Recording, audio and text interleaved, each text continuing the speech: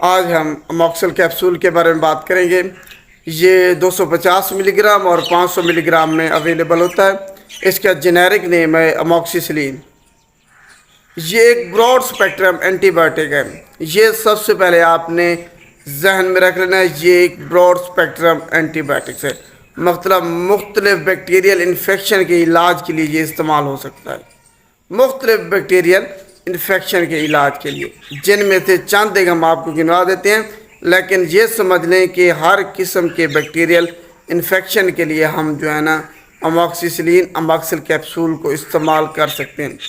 چند ایک جن میں سے آپ کے کان ہو گیا، ناک ہو گیا، گلا ہو گیا، پھیپھڑے ہو گئے، نمونیا آپ کو ہو گیا، ٹائیفائڈ ہو گیا، اس کے علاوہ ایچ پیلوری انفیکشن ہو گیا، آپ کو سکن سافٹ ٹیشو جو انفیکشن ہوتے ہیں جلد پر، مطلب کوئی بھی کٹ وغیرہ لگتا ہے اگر بیکٹیریا انفیکشن وہاں ہو گیا ہے اس کے علاج کے لیے۔ اس کے علاوہ کہیں بھی آپ کو بیکٹیریل انفیکشن ہے، ہڈیوں میں اگر انفیکشن ہے تو اس کے علاج کے لیے ہم اموکسیسلین اموکسل کیپسول کو استعمال کر سکتے ہیں۔ صرف یہ آپ یاد رکھ لیں کہ ہر قسم کے بیکٹیریل انفیکشن کے لیے اموکسل کیپسول کو استعمال کیا جا سکتا ہے۔ اب یہ اس کی ڈوز کی اگر ہم بات کریں تو جناب جو سٹینڈرڈ ڈوز ہے اس کی ریکمینڈڈ وہ ہے 250 ملی گرام بالغ افراد کے لیے دن میں 3 مرتبہ، اور یہ بڑھائی جا سکتی ہے 500 ملی گرام کیپسول جو ہے نا وہ دن میں 3 مرتبہ۔ 250 ملی گرام سے شروع کرتے ہیں، اور پھر اگر سویئر انفیکشن ہے، کچھ شدید قسم کا انفیکشن ہے آپ کو، تو 500 ملی گرام دن میں 3 مرتبہ آپ لے سکتے ہیں۔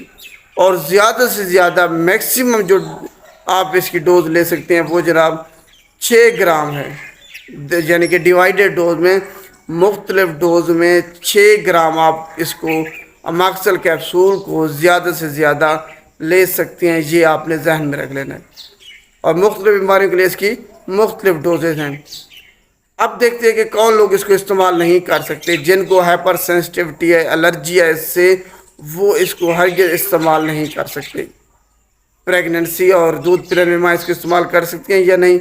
پریگننسی میں حمل کے دوران اگر فزیشین یا پریکٹیشنر جو ہے نا وہ سمجھتا ہے کہ اس کے فوائد نقصانات سے زیادہ ہیں تو وہ استعمال کرا سکتے ہیں۔ اسی طرح سے لیکٹیشن میں جو دودھ پلانے والی مائیں ہیں وہ ان کے لیے بھی یہی طریقہ ہے، اگر وہ فزیشین سمجھتا ہے کہ ان کے لیے بہتر ہے اس کو استعمال کرانا تو وہ اس کو استعمال کرا سکتا ہے۔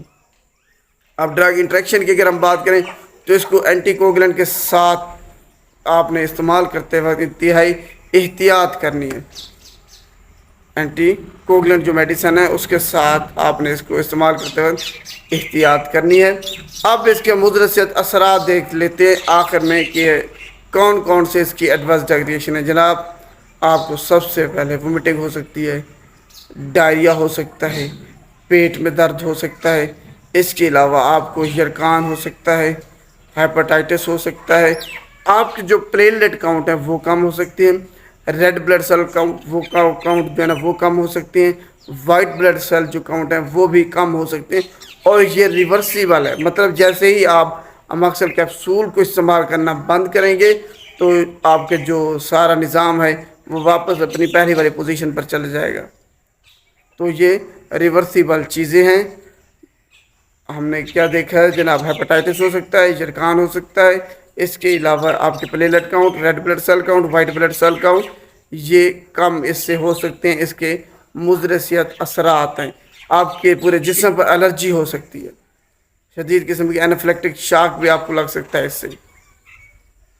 تو یہ اس کے مضر صحت اثرات ہیں۔ امید ہے آپ کو جو اموکسل کیپسول ہے اس کے فوائد کے بارے میں اور نقصانات کے بارے میں علم ہو گیا ہوگا۔ اگر ویڈیو اچھی لگے تو اس کو لائک کیجیے گا اور شیئر بھی لازمی کیجیے گا تاکہ سب لوگوں تک یہ ویڈیو جو ان کو پتہ چل سکے کہ اموکسل کیپسول کن بیماریوں کے علاج کے لیے استعمال ہوتا ہے۔ شکریہ۔